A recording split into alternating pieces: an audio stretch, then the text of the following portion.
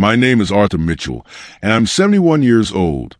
Sitting here in a warm shelter that saved my life exactly 1 year ago, remembering the Christmas day when my own children told me at the dinner table that I could never return home because they had sold my house and thrown away everything I owned, leaving me to wander the snow-covered streets of Buffalo with nowhere to go and no one to turn to while they celebrated the holiday in the warmth I was no longer welcome to share.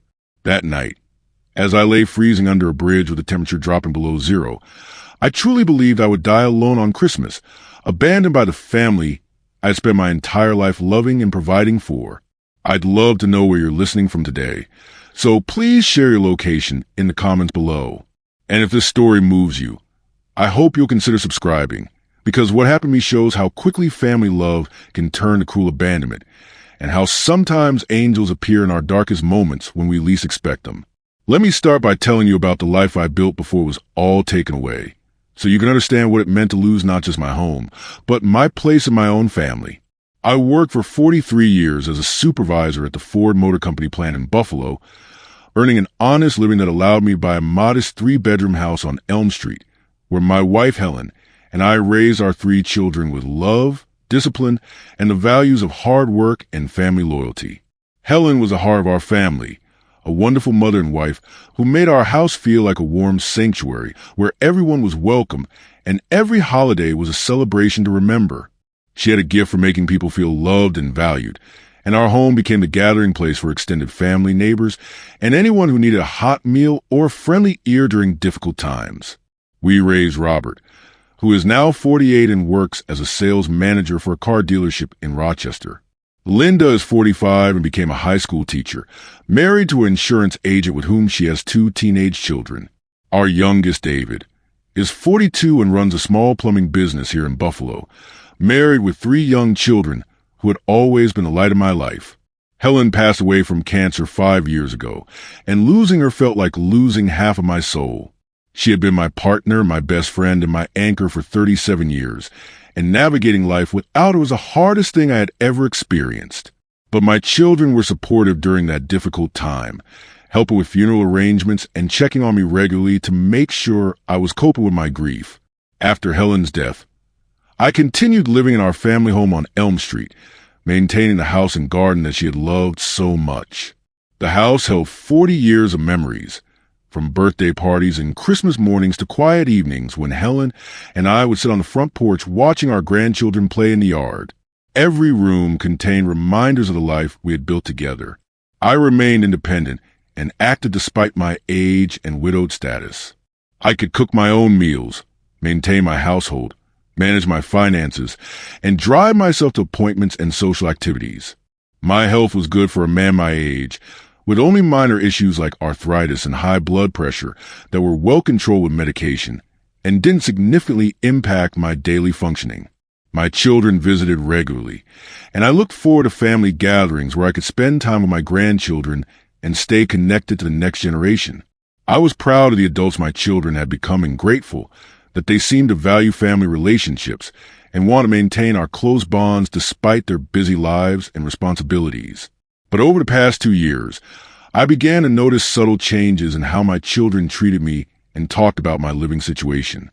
They started making comments about the house being too large for one person, suggesting that maintaining it was becoming burdensome for some of my age, and questioning whether I should continue living alone without Helen's companionship and support. Robert was the most vocal about his concerns, pointing out that the house required ongoing maintenance and repairs that were expensive and potentially dangerous for me to handle myself. He worried about me climbing ladders to clean gutters, shoveling snow from the driveway, and managing the various tasks that had been easier when Helen was alive to share the responsibilities. Linda approached the issue from an emotional angle, expressing concern about my social isolation and the potential for depression or decline that could result from living alone in a house full of memories.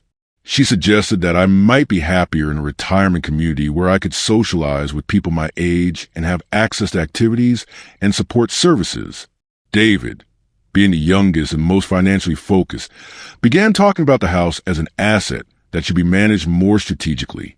He pointed out that real estate values in our neighborhood had increased significantly, and that selling the house could provide me with substantial funds for retirement and long-term care needs.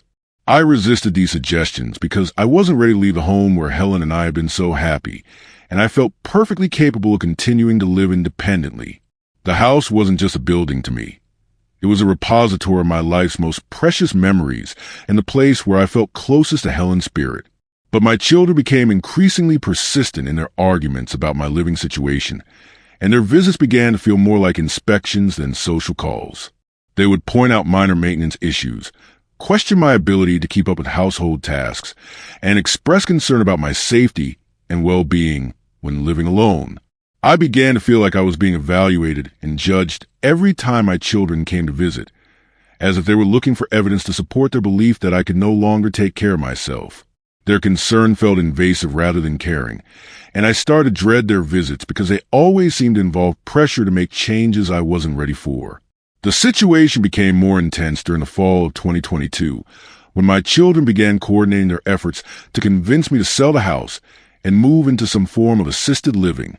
They presented this as a united family decision based on their shared concern for my welfare, but it felt like a coordinated campaign to override my autonomy and preferences. They arranged for me to tour several retirement communities and assisted living facilities, always emphasizing the social opportunities, convenience, and safety features that these places offered. But every facility felt institutional and impersonal compared to the warmth and familiarity of my own home. When I continued to resist their suggestions, my children began making veiled threats about taking legal action to protect me from myself. They talked about the possibility of declaring me incompetent if I continued to make what they considered poor decisions about my living situation and safety. I was hurt and frightened by these threats, but I also felt angry that my own children were treating me like a child who couldn't make his own decisions. I had raised them to be independent thinkers, and now they were trying to take away my independence based on their own fears and assumptions about aging. The pressure reached a breaking point in November when my children informed me that they had been consulting with an attorney about guardianship proceedings and that they were prepared to take legal action if I didn't voluntarily agree to their plans for my future. They presented this as a loving intervention designed to protect me, but it felt like a hostile takeover of my life.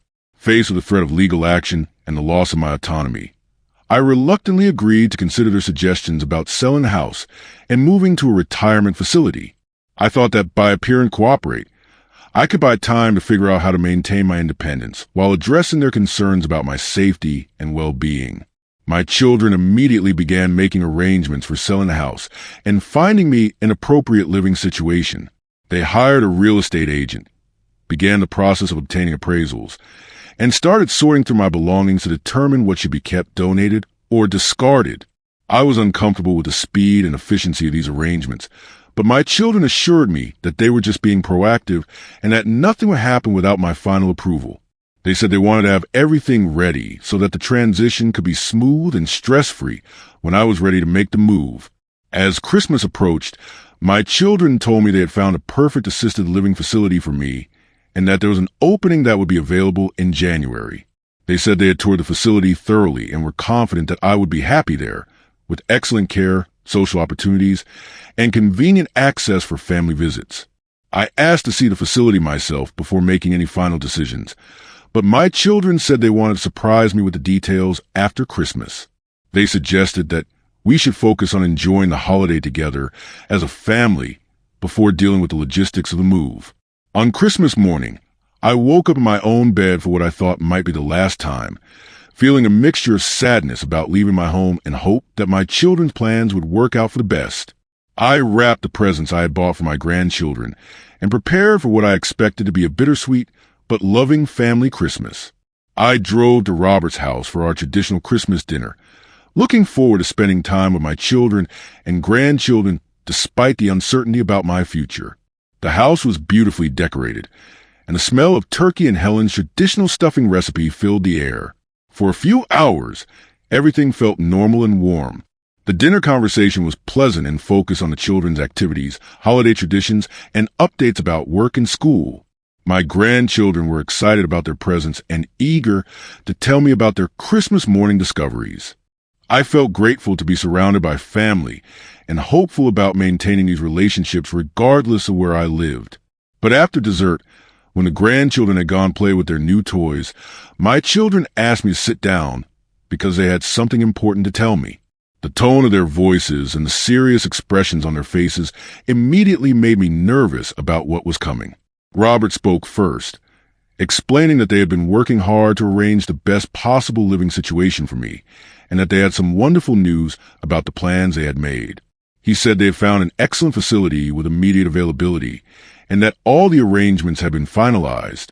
Linda added that they had also taken care of all the details related to selling the house and managing my belongings, so that I wouldn't have to worry about any of the stressful logistics of moving. She said they wanted to handle everything themselves as a Christmas gift to me. Then David delivered the news that shattered my world.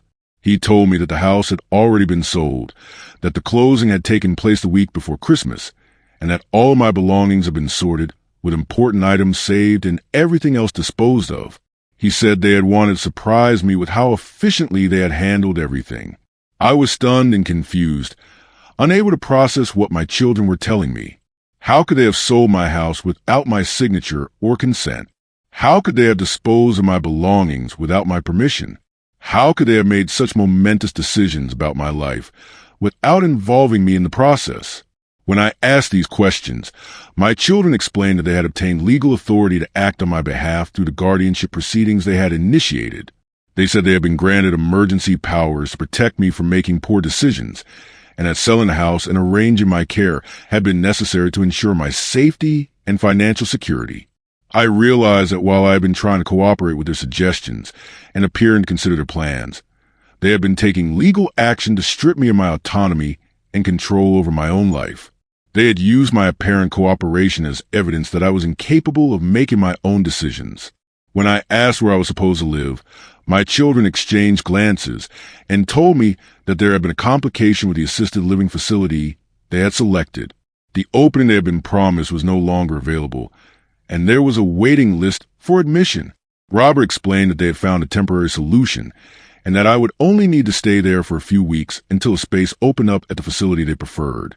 He said they would continue working to find the best possible long-term arrangement for my care and comfort. But when I asked for details about this temporary arrangement, my children became evasive and uncomfortable.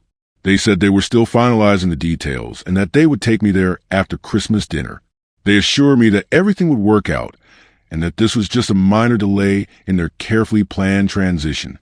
As the reality of my situation began to sink in, I felt a growing sense of panic and betrayal. My children had systematically dismantled my life while pretending to act in my best interests, and now they were being vague and secretive about where I was supposed to live. When I pressed them for more information about the temporary arrangements, David finally admitted that they hadn't actually found a place for me to stay. He said they had expected the assisted living facility to be available and hadn't made backup plans when that fell through. The truth became clear. My children had sold my house and disposed of my belongings without securing a place for me to live.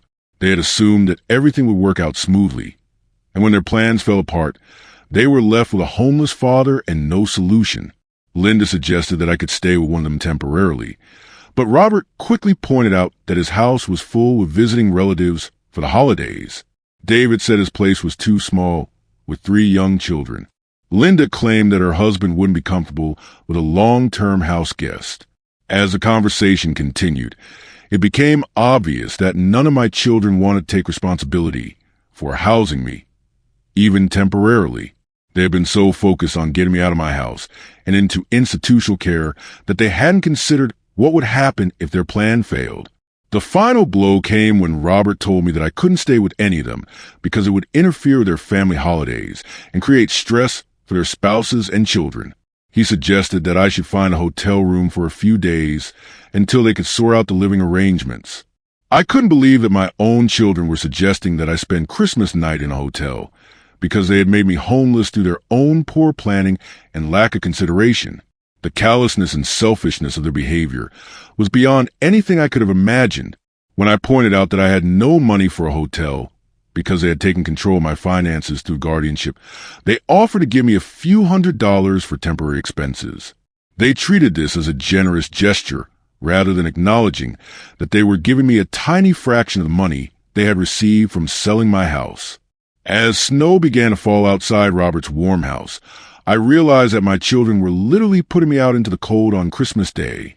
They had destroyed my life with their legal maneuvering and financial control, and now they were abandoning me to face the consequences of their actions alone. I left Robert's house with a small bag of clothes that Linda had packed for me, a few $100s in cash, and nowhere to go on the coldest night of the year. The temperature was dropping rapidly, and the snow was becoming heavier, creating dangerous conditions for anyone without shelter.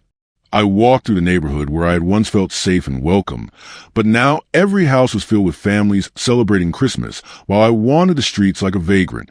The contrast between the warm lights and windows and the cold darkness of my situation was overwhelming. I tried to find a hotel that was open on Christmas night, but everything was either closed or fully booked with holiday travelers.